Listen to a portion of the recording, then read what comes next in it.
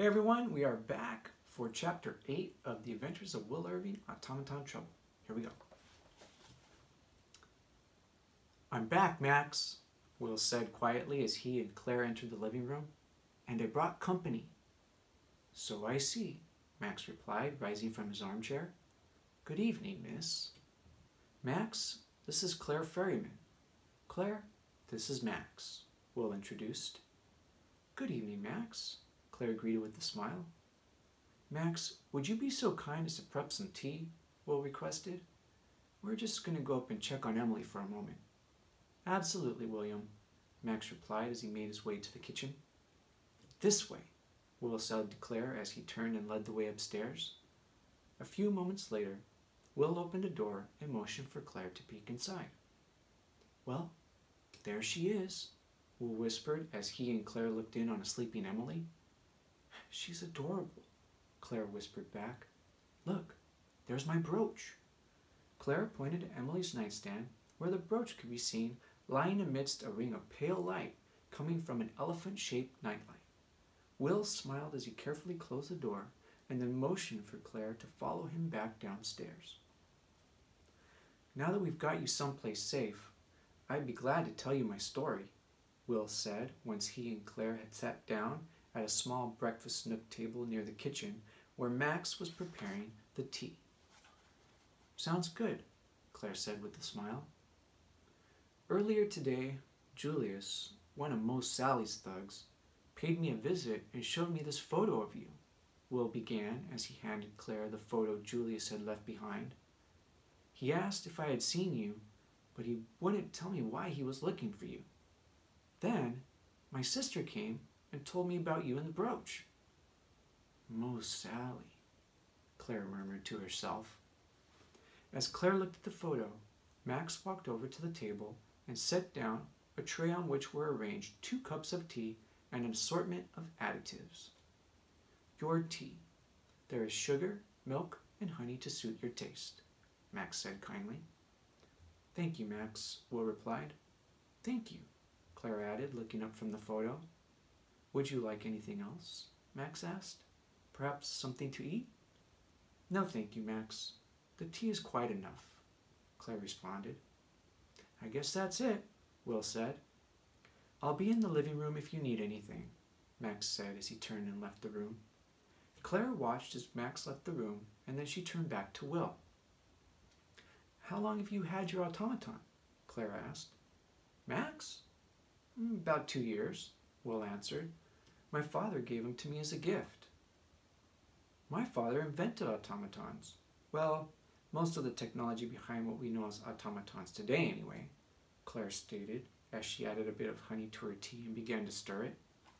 "Max is one of the first models my dad produced." "Really? How do you know?" Will asked. "I caught a glimpse of the production stamp on his back," Claire replied. "What's with the vest, bow, and mustache, though? I've never seen an automaton with those kind of modifications before."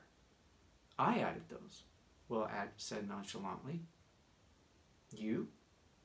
I thought you said you were a private investigator," Claire said with a puzzled expression. "I am, but I like to tinker in my spare time," Will clarified. "Do you know much about automatons?" "I do, actually. My father taught me a lot, and I'm working on my doctorate in engineering," Claire replied. "Wow, that's great," Will said admiringly. "Thanks. You did a nice job with those modifications," Claire complimented. "I can see you take good care of him." "More like he takes good care of me. But no, I guess we do a pretty good job of watching out for each other. Max is like one of the family," Will shared. "It seems Max isn't the only one who's different around here. I've never heard anyone talk like that about their automaton." "I'm starting to like you, Will Irving," Claire said with a smile before taking a sip of her tea. "So, you know my side of the story, but I still don't know yours," Will said after a brief moment of silence. "True enough," Claire replied, setting her cup of tea down on the table. "Why were those police detectives chasing you?" Will asked. "Those were police detectives?" Claire asked, surprised. Yeah, you didn't know? Will questioned, eyeing Claire carefully. No. I've been away for over 4 months completing a research project, but I decided to take a break and surprise my father with the visit. When I arrived, I found that our house had been ransacked. My father wasn't there, and when I called his work to see if he was there, I was told that no one had seen him since he left work yesterday. When I left to try to find my father, those men were outside. They tried to stop me, but I ran away, and they've been pursuing me ever since, Claire related. Well, they're detectives, all right. Not the good kind, though. I didn't get a good look at them, but I recognized their car. Nick Dante and Clyde Grayson. Dirty Vice Squad cops on Mo Sally's payroll, Will shared. Do you have any idea why they were chasing you, or why someone would have been searching through your house? The only thing I can think of is that it has to do with my father and his work, Claire answered after taking a moment to think. Was he working on anything special? Did he ever do any work for Mo Sally? Will questioned. No. My father's an honest man, and he hates Mo. He would never work for him, Claire said emphatically. Well, that makes 2 of us, Will said. But it seems like Mo's interested in you and your father for some reason. Will and Claire sat in silence for a moment. Claire, I would like to help you if I can, Will said. Would that be okay with you? Thank you, Will. I appreciate that. But what can we do? Claire asked with the worried expression. For starters, I think you should stay with us and keep out of sight, Will suggested. You can stay as long as you need to. In the morning, my partner Hank and I will start doing some investigating. I can't promise much, except that we'll do our best to find your father and keep you safe. That's very kind of you. Seeing as I don't really have any other options right now, I'd be eternally grateful for any help you can offer. Thank you, Claire replied. Don't mention it, Will said, looking at his watch and rising from his seat. It's getting pretty late. We should probably get some rest. We both had a rough day.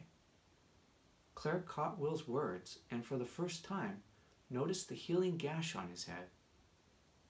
If you don't mind my asking, what happened to your head? Claire asked, rising from her seat as well. Just a little token of remembrance that Julius left me today, Will said with a chuckle. I said a little too much. Claire gently touched the area near the gash on Will's head. Will stood still and studied Claire's expression. Would it be odd if I asked to give you a hug? Claire asked somewhat timidly. Will smiled and opened his arms. Claire returned a smile and the 2 new friends embraced. That's chapter 8. We'll see you next time for chapter 9.